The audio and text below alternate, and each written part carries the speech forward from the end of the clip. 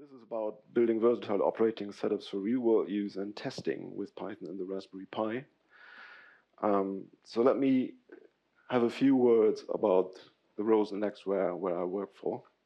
We see ourselves as visionary architects of progress. So Rosenext is a forward-thinking technology group, and it was founded by Herman Rosen in 2023.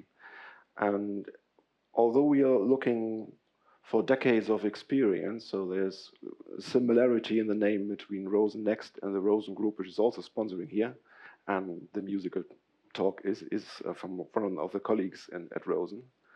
And actually, we are a spin-off, so to speak. So in the age of 77 years, Herman Rosen decided that there are some parts of the company that are not quite fitting the old business model, and decided to start over again and build the same thing again. So that's Rosenext. And what we are doing is we transform latest technology into advanced solutions for harsh environments, meaning latest technology. We are working cutting edge technology, actually. And it's about advanced solutions, so it's tricky, basically. And harsh environments, it's complicated, what we do. It's very, very challenging, these things. Although we are a young company, we are already around 530 colleagues, and you already find us all over the world. And these are the business fields and areas. So you see some things that are pretty related to pipeline inspection, the core business model of Rosen. But they are very special. They are corner cases in the old business model, very challenging. It's still all business to business, B2B, but there's also one venture, as we call them, that is B2C, so that's creating really end consumer products. So what it's all about today? We build versatile components to create various assemblies for several business fields, as we've seen already. These include sensors, actors, displays, motors, rudders, foils, battery packs, so pretty much everything that is needed for, say, AUVs or seagoing vessels, fun gadgets. And almost all components are developed, designed, and built in-house. And as a short note, besides that, I will show you some AI-made images on these components that we are building, because you can't get it without any AI in your project. So I thought that would be fun. And on the right side, there's also already something that I imagined what a thrust motor for underwater use could look like. Pretty fun, I guess. And I think there should be no worries for us doing the right thing. So I will take some time to get there. So as these assemblies that we build, they must undergo rigorous testing and are part of long development and optimization cycles. And that has an impact on how we work in our ventures. They take a long time. We expect a time frame from probably 10 years to be ready for a product.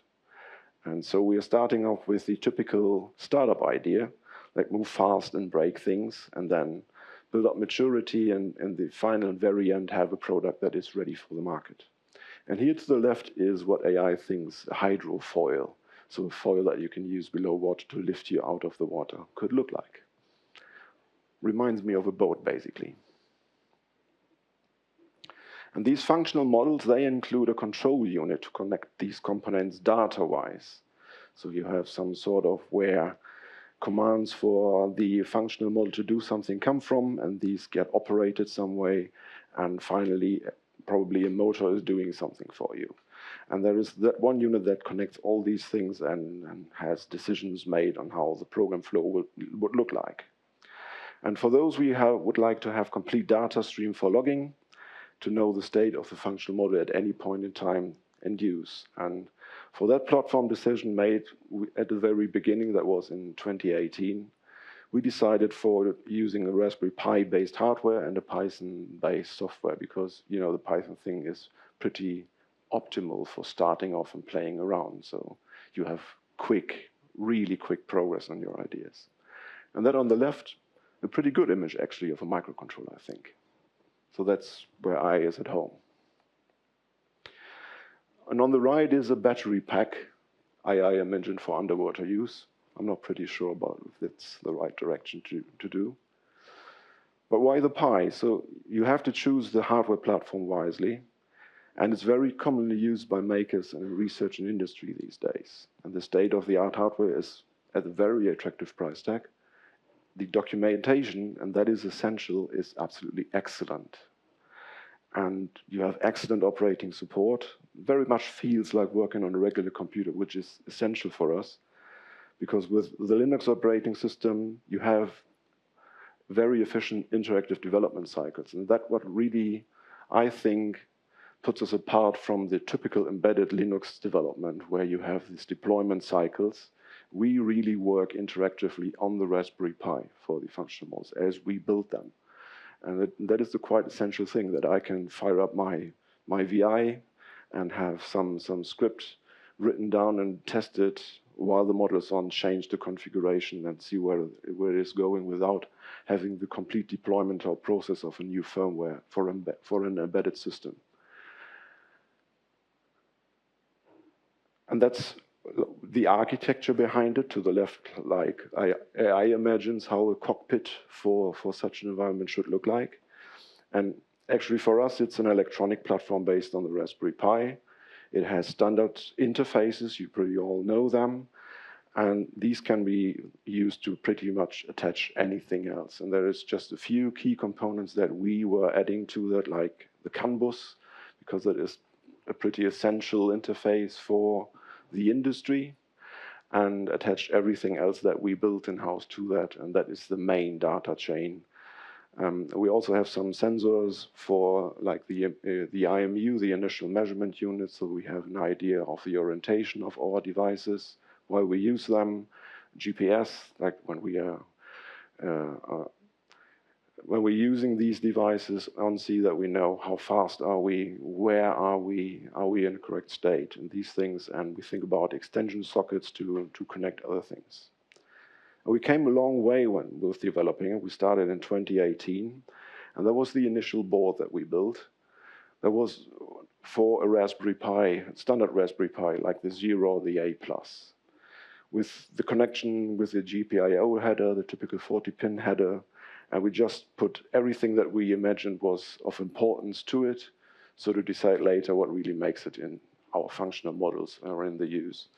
Like the real-time clock, that is pretty essential. You want to know the time of your data point when analyzing it later on.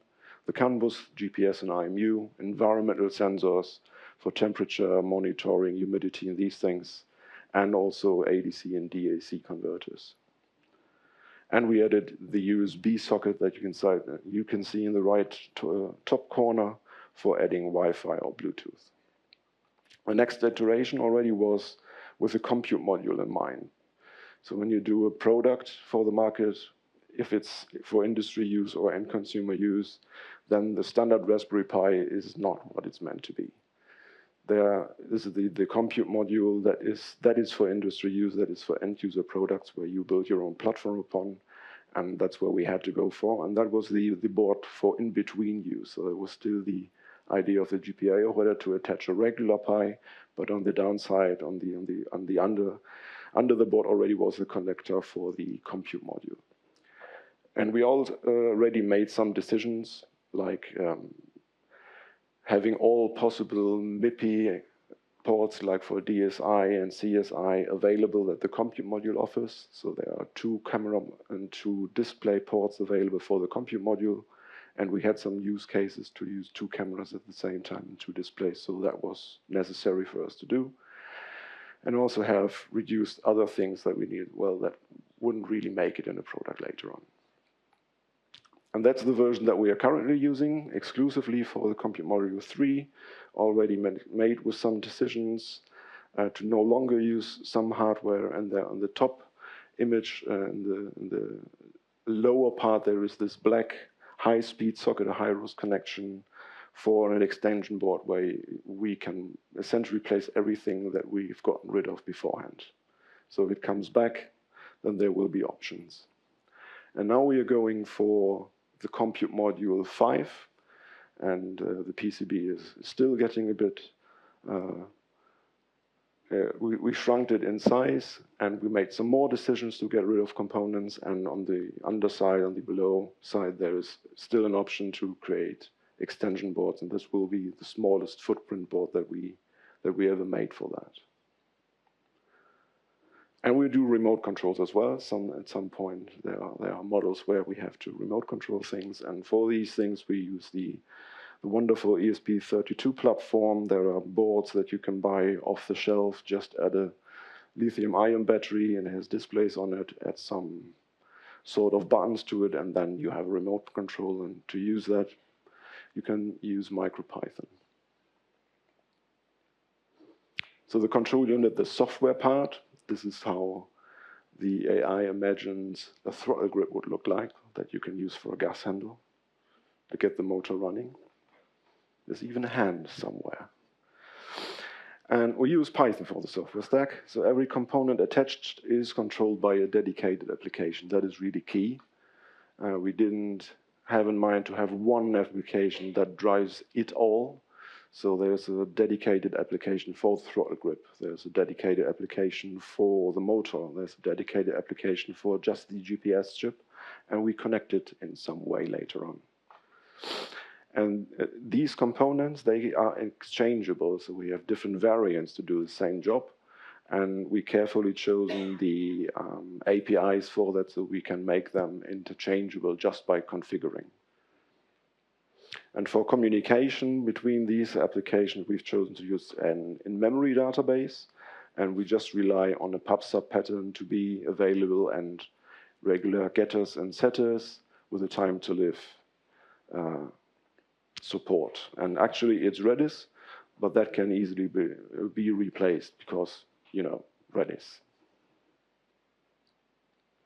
So that's how the architecture looks like. We pretty much have a group of possible sources, and there are loops and sinks, and that makes the data connection from some source like a throttle grip, and there is commands going over the line into the Redis in-memory database, and they might be transformed in some way depending on the input of other sources that is done in the loops, and that finally ends up in a command set that goes down the line to the sinks.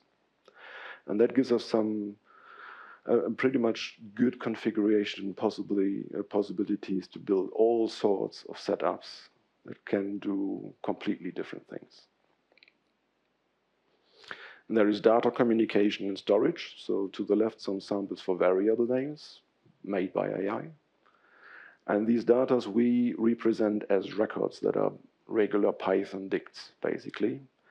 And we implemented the key value store in these dicts by choosing variable names that have certain prefix in it. So a very simple decision just in the name of that to help distinguish between things that are of the kind requested or target or an actual value or some modeled value or some estimation.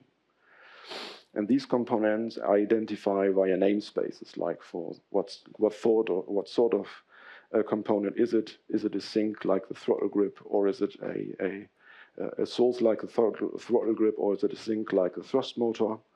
So we can have an idea to what kind of component the data relates. And this can be worked out downstream in the whole loop on the device, but there is also the idea that we save the data for analysis later on, and for that we merge it. We have done this differently before, using each and every component has saved its own data, but it's really a pain to time-wise merge data afterwards. So we decided for just have one timeline on the functional model, merge every data on it, and live with the latency that this introduces in the data.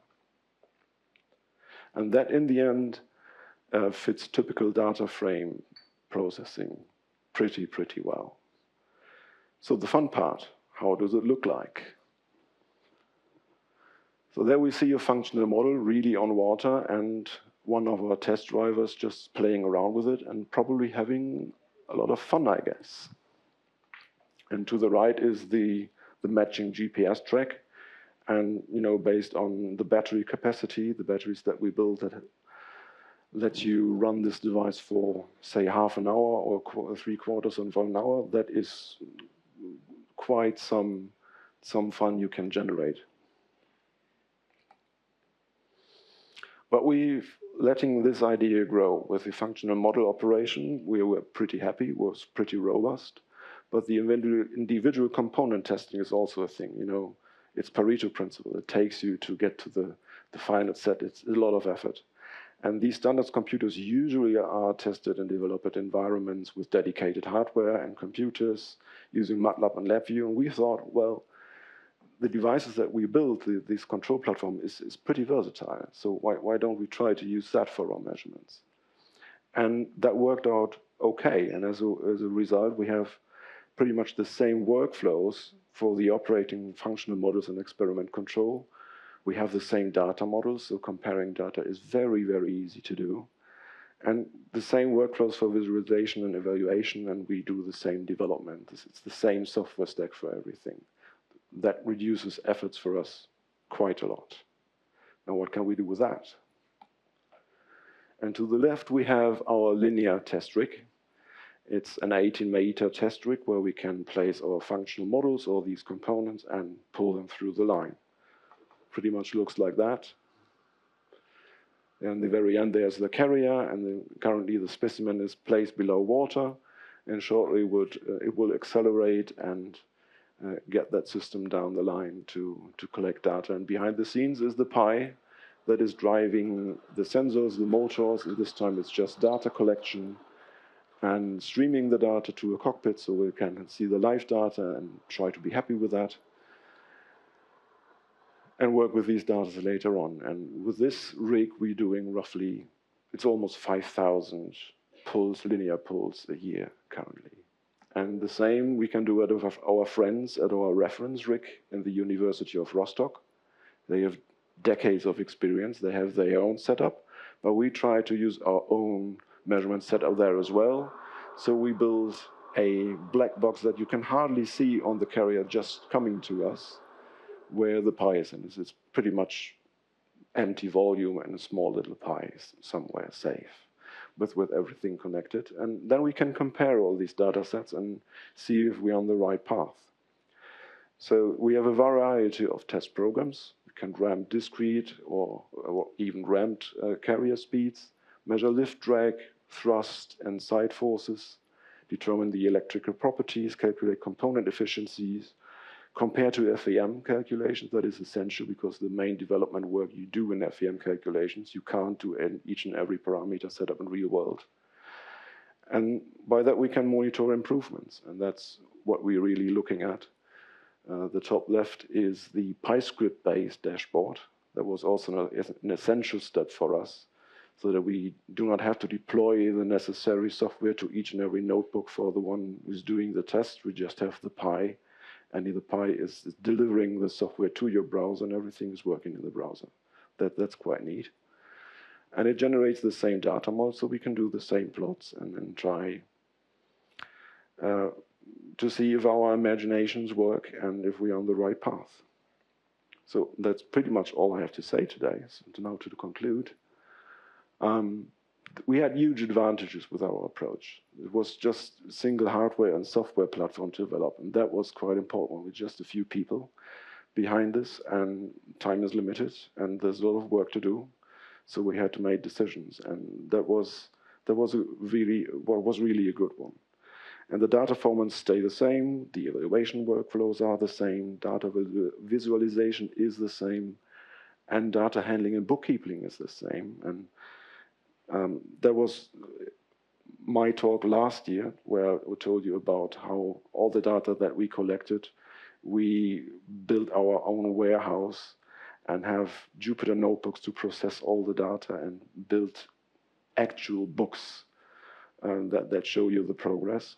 So if you're interested in these things, have a look at the videos of last year's. So everything is just the same. And that's all for today. And I've spoken about that we have a lot of work to do, so we are hiring.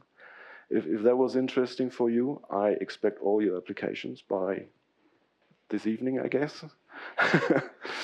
Would be very happy to talk about these topics to you. And yeah, thank you so much for listening.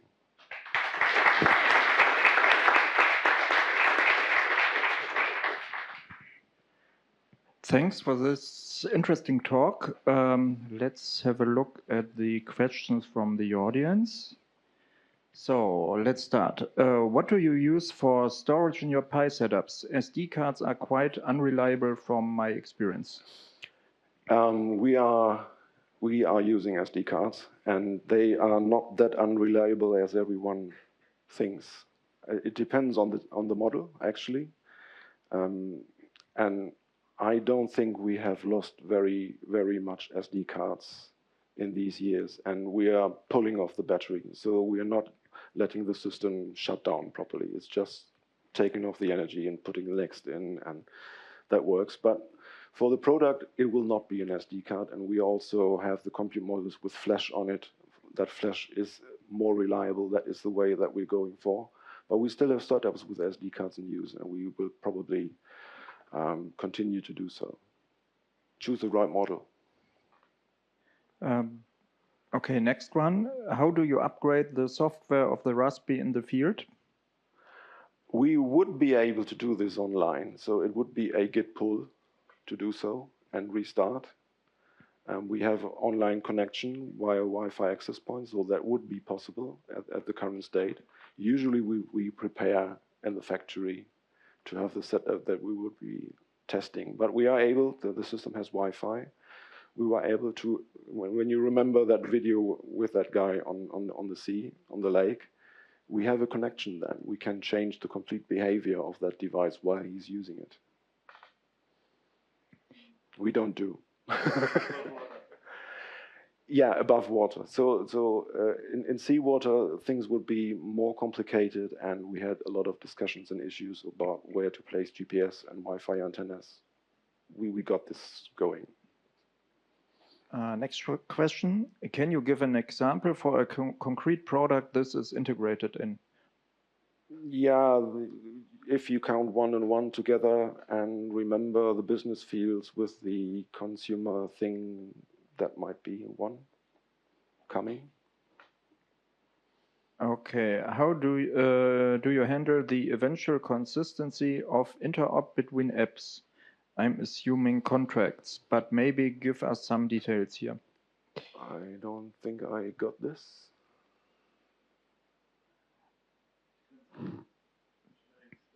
Do so.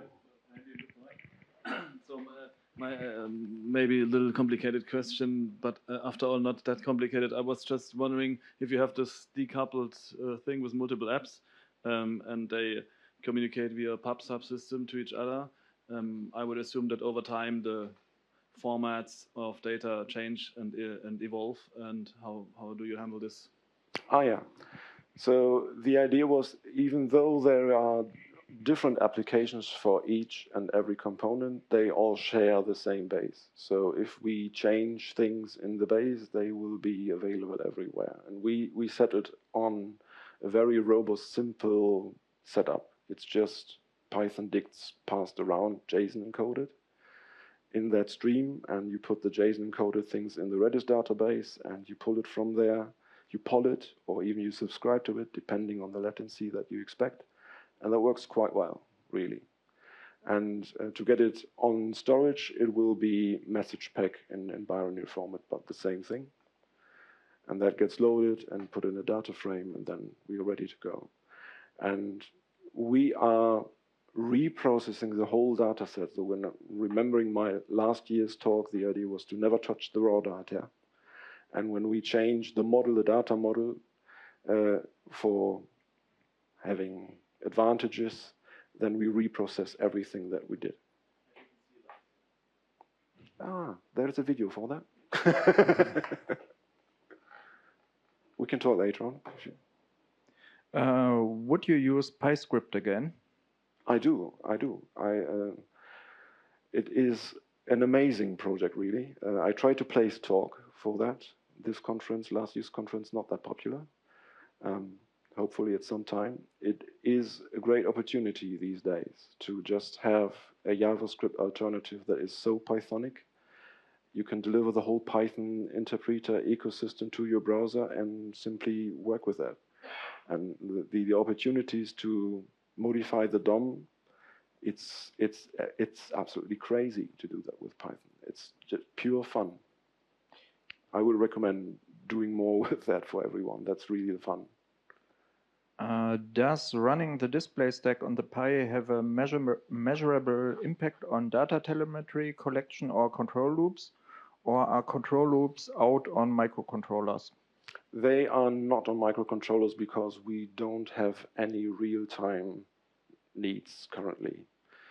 So when we look at these models that are basically driving motors in water, that is a slow process where things change. You hardly notice. With frequent changes, hardly anything happens that you notice. So we have no real-time complaints there. And then everything works out quite well on the Raspberry Pi itself. But we could move to a microcontroller anytime. And the motor controller itself, it is a microcontroller. Okay. Did you have any problems integrating external or internal hardware into the system? Absolutely not, because the ecosystem for Python is amazingly good. So the Raspberry Pi itself, due to its documentation and the large effort the people put behind it, is an amazing platform. It's much easier to operate than the professional ones, I think. And then there is the hard work of Adafruit with CircuitPython. And there are so many common chips that there are ready-made drivers for Python that you can simply install and use. It's crazy. So it is very simple.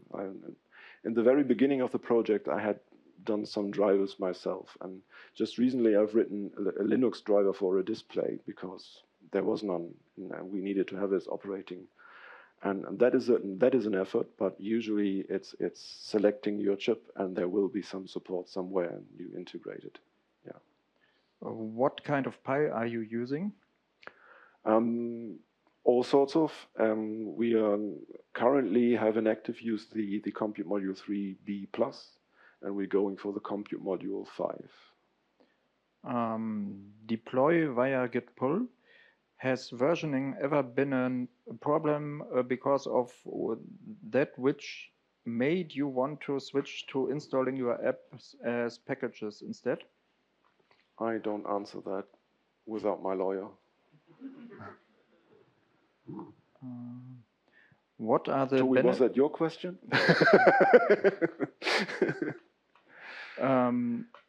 No, to answer it,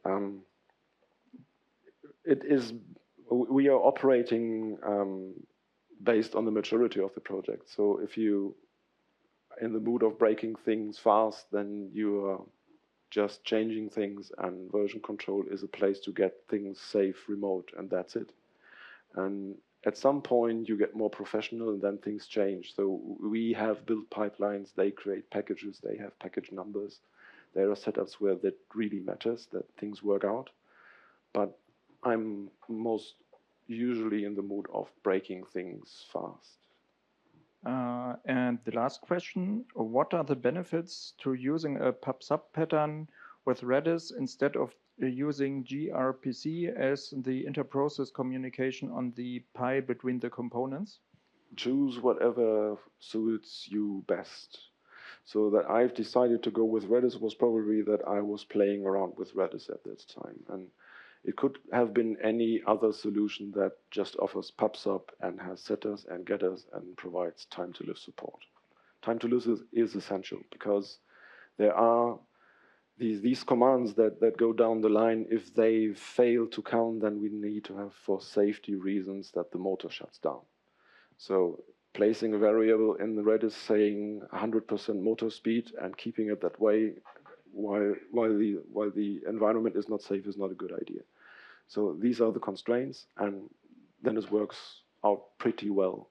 And another thing that is of importance to maybe conclude with this, and I left it out probably in the talk, is that each and every component, the failure state of each and every component is basically covered by the Linux system, by systemd.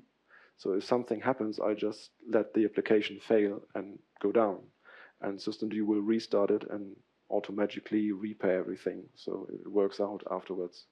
And that is also a nice thing to take with you when you're using Raspberry Pi in a typical Linux system, because the embedded guys have to do watchdogs and cover everything for themselves, and I just let the application fail and things will recover and people will come back from the lake. Yeah, let's thank the speaker again. Thank you.